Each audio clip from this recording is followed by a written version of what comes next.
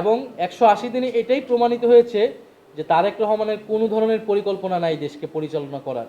BNP সরকারের 180 দিন নিয়ে যে আমাদের এখানে যে পুস্তিকাটা প্রণীত হয়েছে, আমরা এটার নাম দিয়েছি পরিবর্তনের প্রতিশ্রুতি থেকে পুরনো রাজনীতিতে প্রত্যাবর্তন।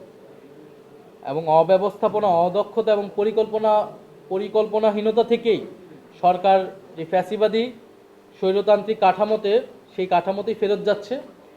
এবং 180 দিনে এটাই প্রমাণিত হয়েছে যে তারেক রহমানের কোনো ধরনের পরিকল্পনা নাই দেশকে পরিচালনা করার।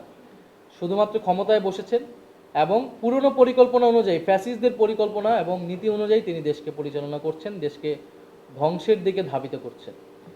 এবং আন্দোলনের বিষয় যেটা বললেন, আমরা কিন্তু গতকালকে 11 দলের বৈঠক থেকে জানিয়েছি আমাদের লং মার্চ হবে প্রায় 5 থেকে 6টি বিভাগে।